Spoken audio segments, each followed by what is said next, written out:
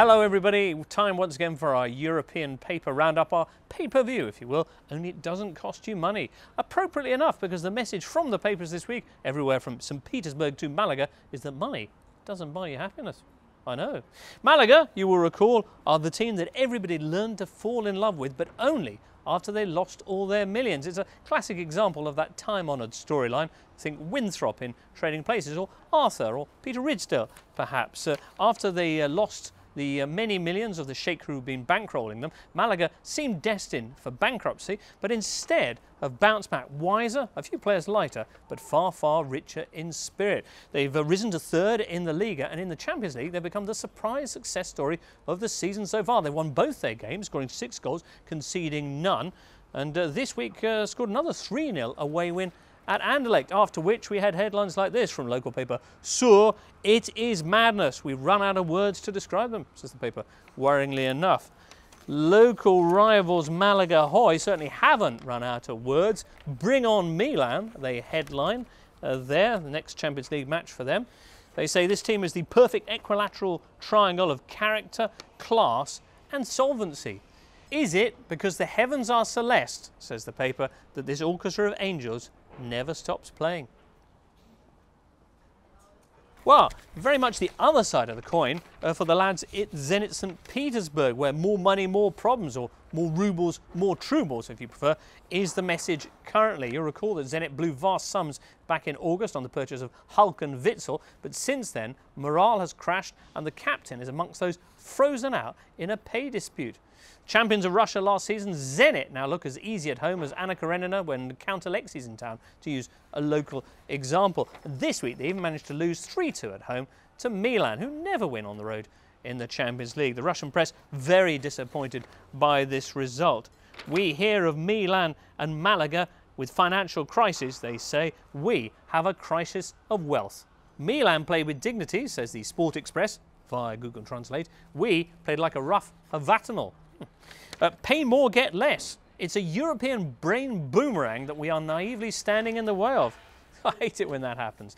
Anyway, while Zenit reached their nadir, for Milan, of course, the win was very much manna from heaven, although it may not help their manager, Max Allegri, because according to the Italian press, his job continues to be as on the line as a first group West Coast train isn't. Allegri, who you will recall, almost came to blows with Pippo Inzaghi, who's now the youth team manager, over the managerial position just a week or so ago, now faces another real heavyweight clash this weekend in the derby with Inter. And according to the likes of the Gazzetta, his prospects are very much linked to the outcome of that game. Now, elsewhere this week, mixed feelings in Germany about Borussia Dortmund's performance against Man City at the Etihad. The Süddeutsche Zeitung says we should have won 10-0, and we would have if it wasn't for City's pesky hero, not Joe Hart, but Subotic's elbow. Bigger problems, though, were for Borussia's German rivals Bayern Munich, who managed to lose in the surprise of the week to the Belarusian side, Batizov, and Bild knows why. It's a battle of wills between the bosses being Matthias Sammer, who previously criticised Bayern for only winning 2-0 at Werder Bremen, disgracefully only their 9th consecutive win, and team manager Jupp Heynckes, who then criticised Sammer for his criticism. Says Süddeutsche Zeitung over here, they are like Nixon and Brezhnev, and it's clearly anything but a summer of love, with Ribéry leading the players who are speaking out too, saying, "Merci, Moni." One thing from all of this is clear: Sammer really should consult with Jogi Löw before he next goes shopping for knitwear. Well, on that note, let's finish off back in Spain, where there is, as rare as jamón in your vegetarian omelette, a Clásico coming up this weekend. Both Real Madrid and Barcelona come fresh from midweek wins, but both approach this match with some trepidation.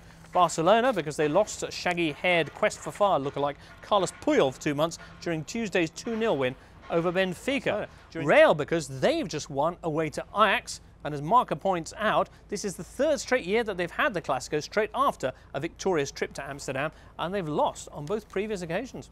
Still, at least, says Marca, it does now look as though peace has broken out between manager Mourinho and Sergio Ramos. The pair, you will recall, had fallen out massively after Mou dropped Ramos and accused him of leaking stories to the press. Far from it, responded a source close to the team. "I never said anything." Well, Mou then relented for the weekend's match at Deportivo La Coruña and had a go instead at Mesut Ozil, whereupon Ramos upped the stakes by wearing a shirt of Ozil's underneath his own so he could dedicate a goal to him if he scored. Look, you can plainly see it through his own jersey.